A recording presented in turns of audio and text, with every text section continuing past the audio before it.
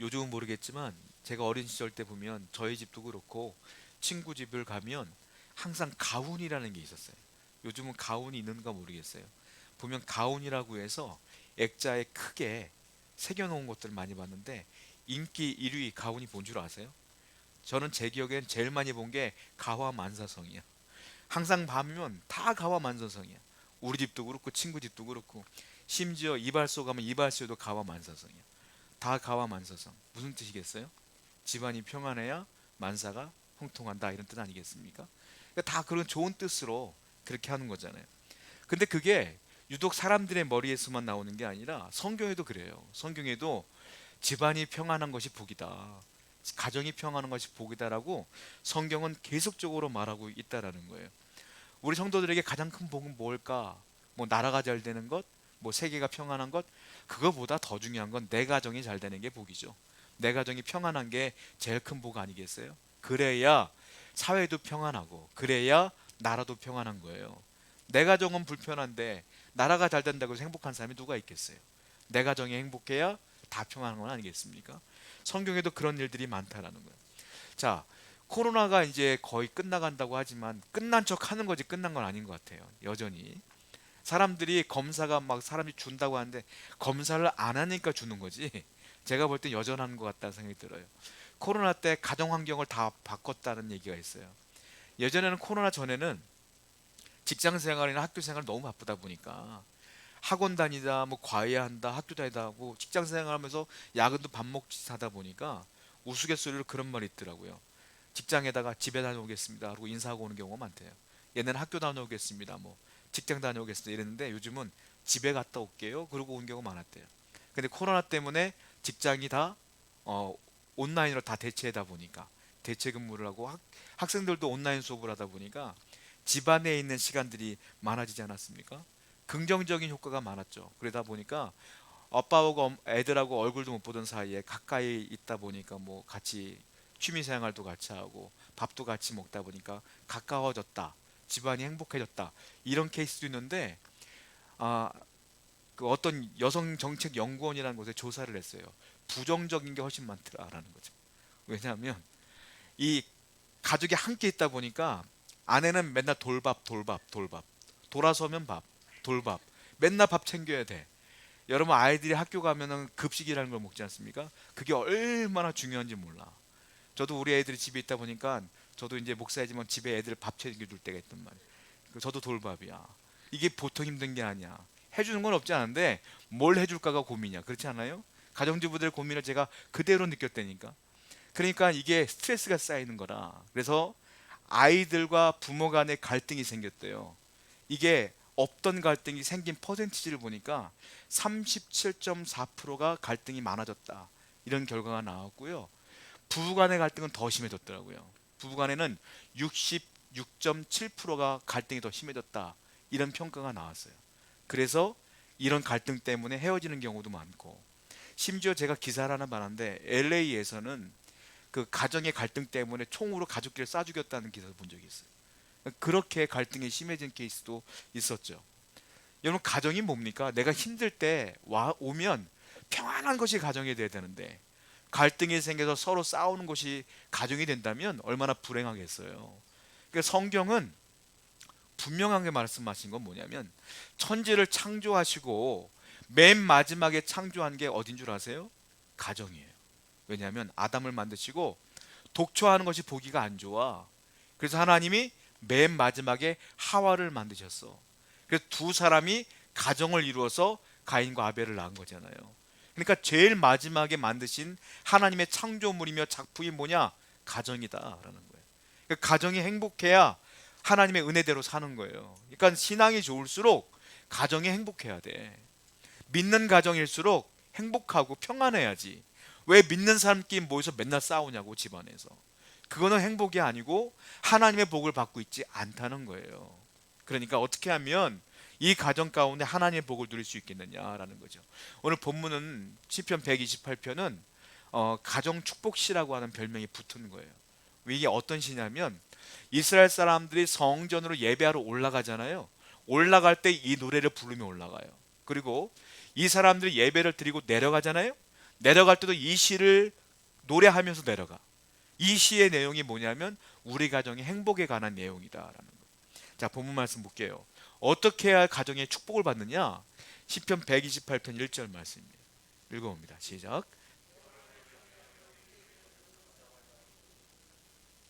여기 보면 여호와를 경외하며 그의 길을 걷는 자마다 복이 있도다 그랬어요. 여호와를 경외하는 사람이 결론이 뭐냐? 복이 있다. 즉 여호와를 경외해야 축복받는다 이 말이에요. 여호와를 경외하는 게 뭘까요? 경외하라는 말은 무서워하는 거예요. 두려워하는 거예요. 그런데 여러분들이 잘못 알고 있는 것 중에 하나가 하나님을 무서워하면 복을 받는가? 여기서 경외는 조금 다른 의미인데 단순히 하나님이 무서워서 피하는 경우가 있어요. 예를 들면 아담 같은 경우, 아담 하나님 부르죠. 아담아 어디 있느냐 했을 때 아담이 숨어요. 왜? 하나님 무서워서. 그건 뭐예요? 죄 때문에 숨은 거야. 하나님을 무서워하지만 하나님과 가까이 하고 싶지 않아. 이거는 단순하게 무서워하는 거죠. 이걸 뭐라고 말하냐? 이건 불신앙이에요. 근데 여호와를 경외하는 건 뭐냐면 존경하면서 무서워하는 거야. 제가 이걸 예를 들자면 이게 맞는지 모르겠지만 여러분들 부모님들 존경하는 부모님이 계시면 또 존경하는 뭐 스승이 계시면 존경하는 어떤 지인이 있으면 내가 그분을 좀 어려워하지만 좋아하고 사랑하잖아. 그러니까 만약 친구처럼 대하지 못하지만 조금 어려워하지만 그분을 존경하잖아요. 이게 경외야, 쉽게 말하면. 그러니까 하나님을 경외한다는 건 하나님을 사랑하지만 그 선을 넘지 않으면서 하나님 말씀하시는 것들을 내가 두려워하고 그대로 순종하려고 노력하는 것, 그렇지만 하나님을 사랑하고 하나님을 의지하는 사람, 이게 여호와를 경외하는 것이다 라는 거죠. 자, 그렇게 여호와를 경외하면 뭐를 받는다? 하나님의 축복을 받는다라는 거예요. 그런데 이 가운데 구절에 중요한 단어가 있어. 여호와를 경외하면 어떻게 되느냐? 그의 길을 걷는 자마다 복이 있다 그랬어요. 여호와를 경외하면 나타나는 현상이 있는데 뭐냐? 그의 길을 걷는 거예요. 그 사람이 축복을 받는 거야. 여호와를 경외하느냐 아니냐는 그 사람의 삶을 보면서 우리가 증거를 삼을 수가 있는데 그 증거가 뭐냐면 그의 길을 걷느냐 안 걷느냐 이거예요. 자, 히브리어에 보면 여호와를 경외하며 그의 길을 걷는 자마다, 이 단어가 할라크라는 단어예요. 할라크. 이게 무슨 뜻이냐? 동행하다는 뜻이에요. 이 말은 그럼 무슨 말이냐면 여호와를 경외하면 하나님과 할라크한다, 동행한다 이 말이에요. 그러면 복을 받는다. 동행이 무슨 어떤 의미겠어요? 여러분 먼 거리 여행을 가는데 누구와 동행을 하겠어요? 싫어하는 사람과 동행합니까? 좋아하는 사람과 동행하지. 마음 맞는 사람과 동행하지. 그 친구끼리 여행 갔다가 헤어지는 경우도 있어. 왜 그럴까요? 내 고집대로 하고 싶은 대로 하니까 싸우는 거야. 그 동행을 끝까지 하려면 어떻게 해야 돼? 서로 양보해야지. 그리고 그 사람의 말을 들어줘야 동행이 되는 거예요. 그러니까 할라크란 단어는 뭐냐면 하나님과 동행을 하는데 어떻게 동행하느냐면 내 고집 꺾고 하나님이 말씀하신 대로 아멘 하면서 순종하며 걷는 것을 할라크라 그래. 그러니까 누가 복을 받아? 여호와를 경외하는데 어떻게? 하나님 말씀대로 그의 길을, 즉 그의 길은 하나님이 가라는 대로 가는 거예요. 말씀에 순종하는 사람이 축복을 받는다 이 얘기예요. 그러니까 여러분이나 제가 축복을 받기 위해서는 하나님의 말씀대로 살아야, 순종해야, 그분과 동행해야 복을 받는다라고 성경에 정답이 써 있어요. 이렇게 안 살면서도 복을 받으려고 하면 하나님이 주시지 않죠. 그러므로 정답이 있는데 왜 엉뚱한 것을 가지고 복을 달라고 하냐고. 복을 받기 위해서는 하나님 말씀대로 살아가는 것이 중요하다라는. 자, 복을 받은 사람이 있어요. 창세기 5장 24절입니다. 시작.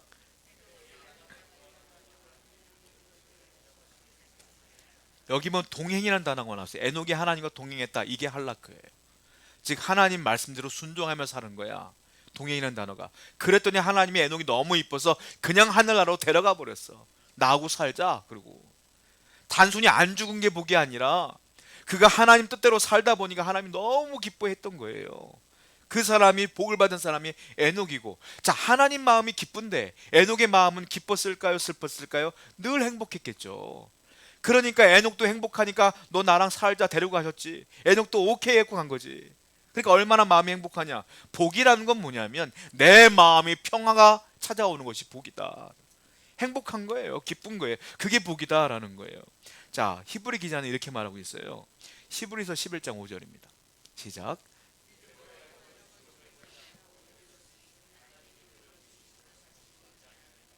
그는 옮겨지기 전에, 에녹이 옮겨지기 전에 어떻게 했다고요? 옮겨지기 전에 하나님을 기쁘시게 하는 자라는 증거를 받았다. 동행했다는 거예요.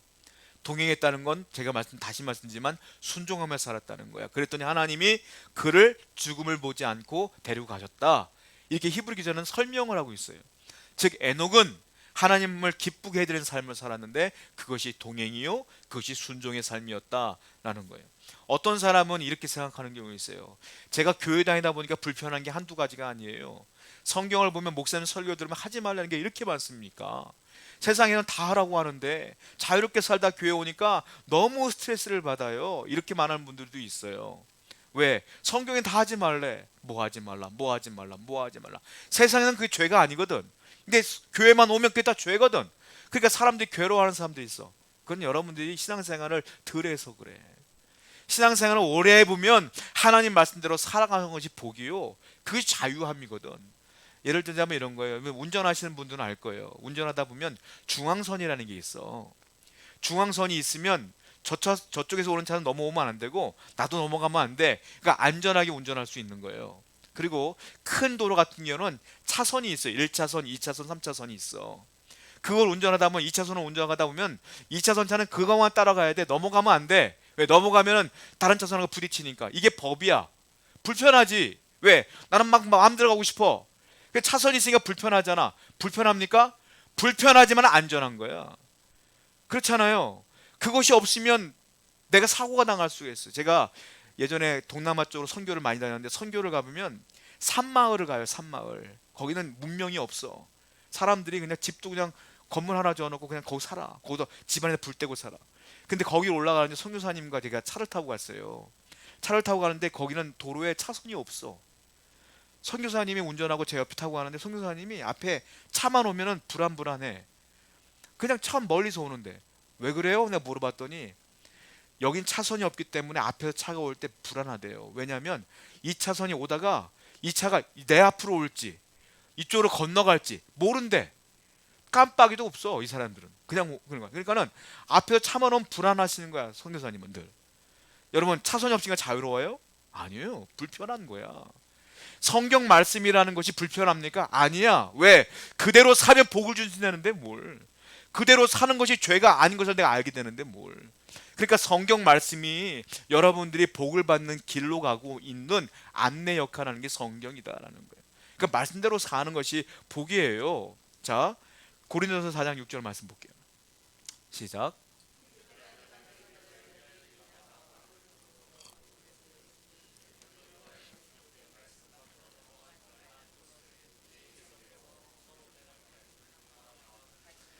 기록된 말씀 밖으로 넘어가지 말라. 바울이 말해요.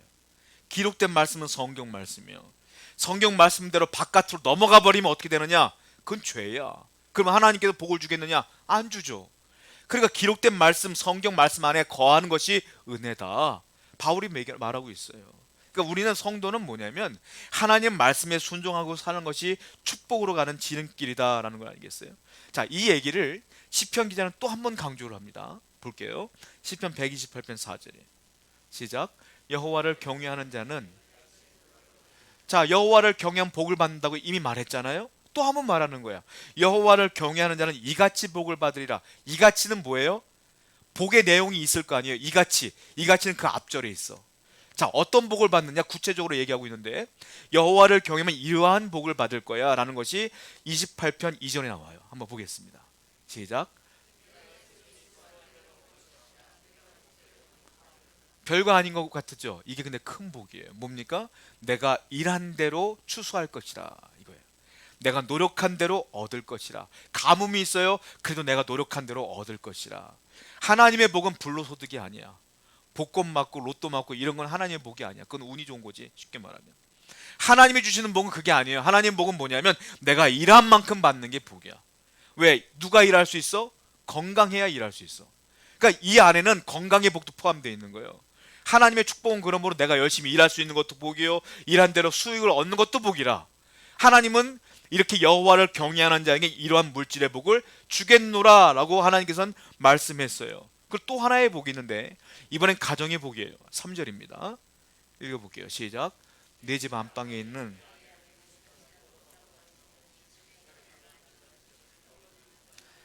이스라엘에는 두 가지 가장 중요한 유실수가 있는데 하나는 포도나무고 하나는 감람나무예요.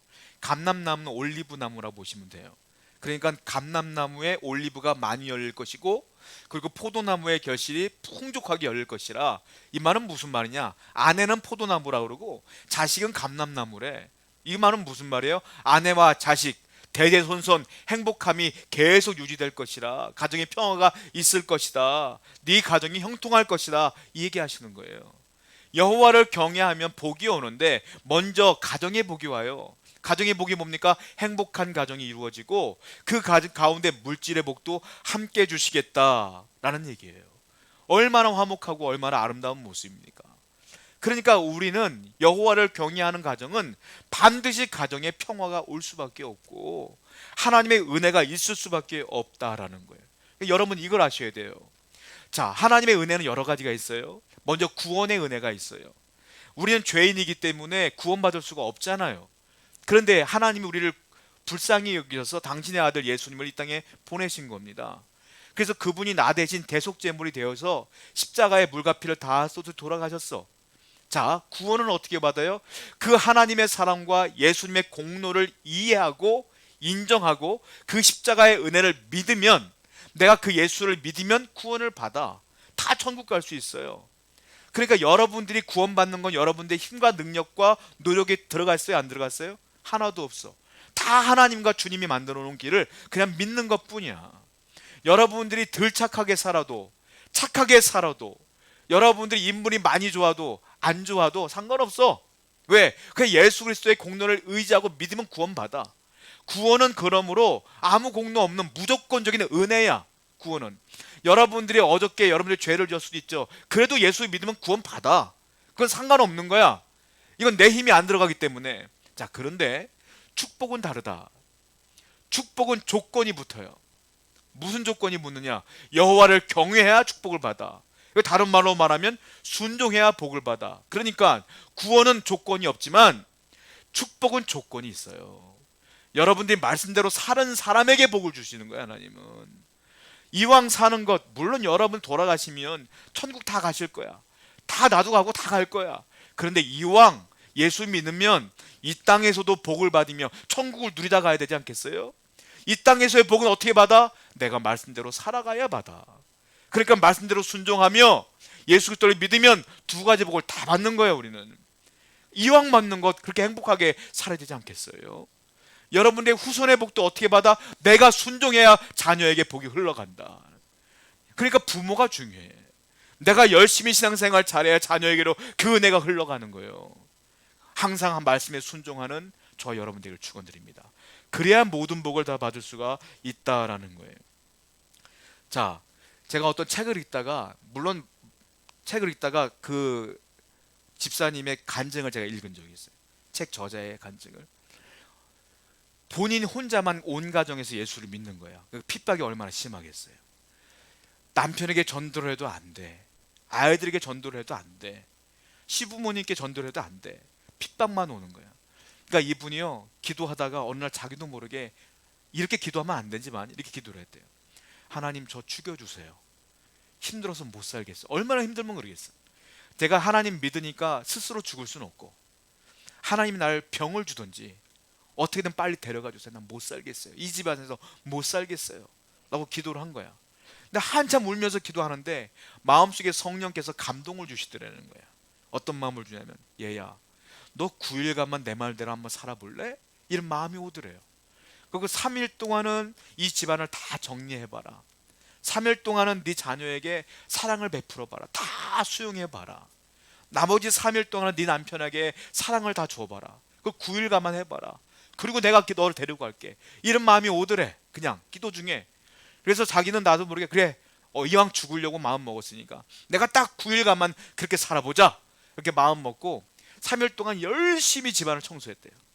그냥 모든 거, 그냥 더러운 거 다 치웠대. 깨끗하게 치웠더니 갑자기 애들이 웃기 시작해. 남편이 좋아하기 시작해. 그 모습 보니까 자기도 좋은 거야. 그리고 마음속에 생각해. 내가 죽으면 그래도 더럽게 죽은 것보다 깨끗하게 치워서 죽은 게 또 사람들에게 인정받지 않겠냐. 그 3일 내내 치웠다는 거야. 그리고 또 3일이 남았어요. 이번에 애들을 위해서 열심히 맛있는 거 다 해준 거야. 그리고 애들이 뭐라고 해도 다 그래 그래 네 맘대로 해. 그래 그래 알았어. 다 이해해주면서 사랑해주면서 맨날 안아주면서 포옹해줬다는 거야. 3일 동안. 그러고 보니까 애들이 갑자기 3일 뒤에 애들이 자기를 너무 잘해주는 거야. 그러니까 엄마로서 애들이 자기를 너무 좋아해주니까 행복한 거지. 나머지 3일 남편한테 남편이 뭐라고 해도 다 그래요. 내가 잘못했어요. 그러면서 남편에게 다 해줬대. 그래서 남편도 너무 좋아하더라는 거예요. 9일이 지나서 어느 날 집에 들어와서 하나님께 또 기도하려고 하는데 집안을 보더니 집안이 깨끗해. 그 애들과 남편이 둘러앉아서 깔깔대고 웃는 모습이 보여. 그 자기들 보면 자기도 오라 함께 이야기 좀 하자고. 그 모습을 보니까 아 여기가 천국이네 이 생각이 들면서 기도가 바뀌었대. 하나님 9일 동안만 이렇게 하나님 말씀대로 살았는데 이렇게 행복하니 그냥 더 살다 갈게요 라고 기도하면서 열심히 전도해서 온 가정이 예수 믿게 되었다라는 간증을 제가 책을 통해서 본 적이 있어요. 여러분, 사람의 노력으로는 행복이 오지 않아요. 하나님 말씀대로 한번 살아보세요. 그러면 그 가정에 행복이 와. 왜? 그건 하나님이 약속을 했기 때문에 그래. 하나님이 약속한 건 반드시 이루어질 줄로 믿습니다. 그럼 우리는 말씀대로 순종하며 살다 보면 반드시 하나님의 은혜가 온다. 여러분들 가만 보면 가정들이 싸우고 다투는 이유 중에 하나가 뭐냐면 자존심 때문에 그래. 죄의 본질이 뭔지 아십니까? 죄의 본질은 자기를 숭배하는 마음이 있기 때문에 그것이 죄의 근본이야. 사실 자기를 숭배하는 마음. 원래 우린 누구를 숭배해야 돼요? 하나님을 숭배해야 돼. 그런데 내가 나도 모르는 사이에 나를 숭배해. 이걸 뭐라고 말하냐? 자존심이라고 그래. 자존심. 나를 존귀하게 여기는 마음이 자존심이야. 자존심은 누구나가 다 있어. 근데 이 강한 사람은요, 누가 내가 뭐라고 했는데 그걸 거부하면 기분이 되게 나빠. 그분과 다투게 되고 갈등이 생기는 거야. 이게 자존심이라는 게 좋은 게 아니라 자기를 존중해 여기는 마음이 좋은 게 아니라 자기를 숭배하는 마음까지 가요. 이게 그러니까 내가 정답이고 다른 사람 다 정답이 아니야. 그러니까 다 지적질하고 싸우는 거예요. 우린 자존심이 중요한 게 아니라 뭐가 중요해? 주존심이 중요해. 주를 존귀하게 여겨야지. 그러니까 이 가정에 내가 이렇게 하고 싶어도 하나님 말씀이 그게 아니면 말씀대로 살아가는 마음이 있어야 돼요. 그래야 그 온 가정이 서로 양보하며 행복한 거 아니겠습니까? 하나님의 복은 나를 숭배하는 마음이 아니라 하나님을 숭배할 때 오게 될 줄로 믿습니다. 그러므로 항상 그런 마음으로 살아야 된다는. 자, 그런데 하나님의 복이요, 내 개인에게만 주는 게 아니에요. 내 가정만 주는 게 아니에요. 하나님의 복은 내 개인을 넘어 가정을 넘어 사회로, 국가로, 민족으로 흘러가게끔 하신다. 이 복의 첫 출발점은 어디냐? 우리 가정부터 시작되는 거예요. 자, 성경을 볼게요. 시편 128편 5절 말씀 보겠습니다. 시작.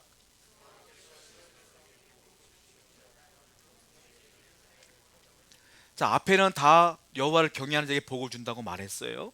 5절 보니까 뭐라고 했냐면 여호와께서 시온에서 내게 복을 주실지어다. 시온은 뭐냐? 하나님의 성전이 있는 산을 시온이라 그래. 시온산. 자, 이 말은 무슨 말이냐면 교회로부터 하나님이 내게 복을 주실지어다 이 말이에요. 여러분, 이런 말이 있어요. 가정과 교회는 공생관계다 이 말이 있어요. 왜냐하면 가정이 든든해야 교회도 든든해져. 근데 가정의 복은 어디서 보느냐? 교회로부터 가는 거야. 말씀으로부터 가는 거야. 그러니까 가정의 복도 교회로부터 오고 가정이 든든해야 교회도 든든해지거든. 그러니까 둘은 공생관계인 거야. 여러분들의 가정이 든든해야 교회도 든든해져요. 여러분들의 가정은 교회로부터 말씀으로부터 은혜를 받아야 여러분들의 가정에도 복이 오는 거야. 그러니까 이 말은 무슨 말이냐면 여호와께서 시온에서 내게 복을 주실지어다. 이 복은 교회로부터 말씀으로부터 온다. 그런데 이걸로 끝나지 않아요. 5절 다시 한번 읽어보겠습니다. 5절 시작. 여호와께서, 자, 뒤에 보면 너는 평생에 예루살렘의 번영을 볼 것이다 했어요. 예루살렘은 뭐예요? 이스라엘의 수도. 그렇죠? 도시. 이건 사회라고 말하는 거예요. 그러니까 교회로부터 내 가정이 복을 받고 또 내 가정 때문에 교회가 든든하게 서가면 어떤 일이 벌어지냐면 사회까지도 영향이 된다. 여러분들의 자녀들이 은혜를 받고 복을 받고 사회로 진출하면 거기에도 그 아이들 때문에 복이 되는 것이다. 이 복이, 하나님의 복이 흘러가게 된다라는 거예요. 물론 전 세계는 다종교 사회이기 때문에 하나님 믿는 사람도 있고 불신자도 있고 무교도 있고 다른 종교 믿는 사람도 있어요. 근데 그들에게 가는 게 아니라 동일하게 하나님 믿는 사람에도 그 영향이 흘러간다. 이 얘기를 쭉 하고 있는 거예요. 또 6절 보세요. 여기서 끝나지 않아요. 이 복은 6절 보겠습니다. 시작. 네 자식의 자식을 볼지어다. 우리 가정이 행복해지면 이 자녀들이 성장할 거 아닙니까? 이 자녀들이 믿음으로 성장하면 또 결혼을 할 거 아니에요? 또 자녀를 낳을 거 아니에요? 또 그들이 믿음으로 그 아이들을 양육할 거 아니에요? 이 복이 그대로 또 흘러가서 자식에게 그대로 흘러갈 것이다 라고 말하면서 이번에 어떻게 말하냐? 이스라엘에게 평강이 있을지어다. 이번에 이스라엘은 나라를 말해. 나라, 민족. 결국은 그렇게 되면 예루살렘의 사회가 아니라 이스라엘은 민족까지도 그 복이 흘러간다. 결국은요, 대한민국의 모든 것들의 원인은 예수 믿는 가정에부터 시작되는 거예요. 우리가 기도해야 돼요. 그래서 나라와 민족을 위해 모든 것들이 다 우리의 가정부터 시작되는 거고, 그 모든 책임은 교회에 있는 것이다.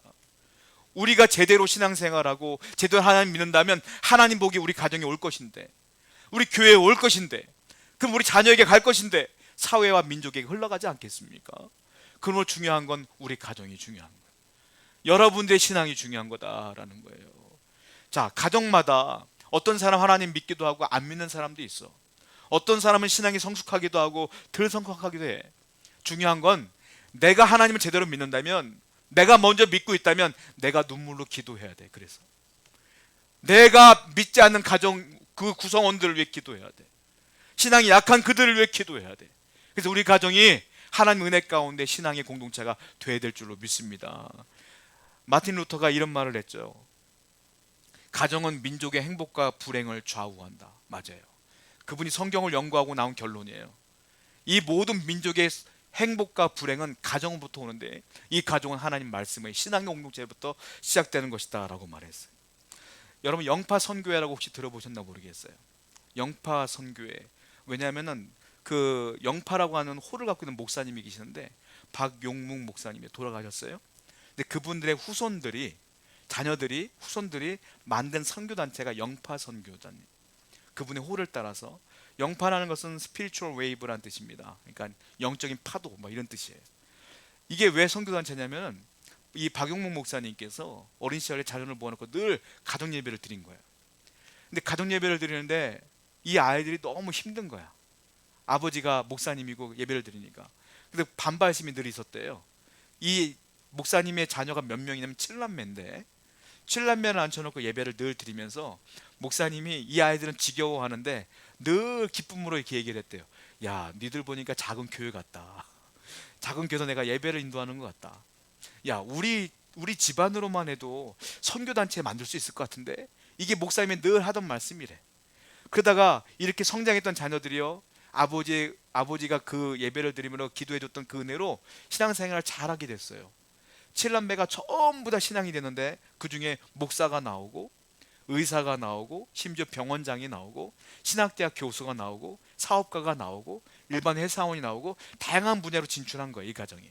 그래서 그 가정에서 나온 이 자녀들이 사회에서 영향을 끼치기 시작해. 그러다가 명절 때 모였는데 큰아들이 이렇게 얘기하는 거야. 야, 아버지가 우리 보고 맨날 말했잖아. 성교단체 만들어도 된다고. 우리 한번 만들어 볼까? 이렇게 제시를 해서 아버지의 마음을, 유지를 따라서 성교단체를 만들었는데 가족 성교단체를 만든 거야. 그게 영파 성교단체야. 그러니까 자녀들이 또 아이를 할 거 아니에요? 후손들까지 다 해갖고 굉장히 많은 사람들이 성교단체가 된 거야. 이분들은 추석하고 설 명절이 되면 어떻게 되냐면 스케줄을 다 조례 휴가를 내요. 그래서 명절 때 안 믿는 사람은 제사를 지내지만 이분들은 선교를 가요. 가족들이 선교를 가서 병원장도 있고 그러다 보니까 의료 선교를 가서 거기에 하나님의 말씀을 전하고 돌아오는 일을 해요. 자, 한 가정이 시작된 그 복이 사회로 진출됐고, 그리고 민족에 영향을 끼치며 전 세계로 선교를 다니면서 복음을 전파하는 가정이 된 거예요. 엄청난 일들을 감당하고 있어요. 거기는 목사님의 가정이니까 훌륭하신 분이니까 물론 그렇죠. 그러니까 우리도 할 수 있지 않겠습니까? 여러분들이 여러분 자녀를 잘 양육하고 은혜 받고 여러분들이 말씀에 순종하면 이런 복이 흘러가지 않는다는 보장이 있겠어요? 말씀대로 살면 반드시 복이 흘러갈 줄로 믿습니다. 이러한 비전과 꿈을 갖고 살아가는 저 여러분 되기를 축원드립니다. 기도하겠습니다.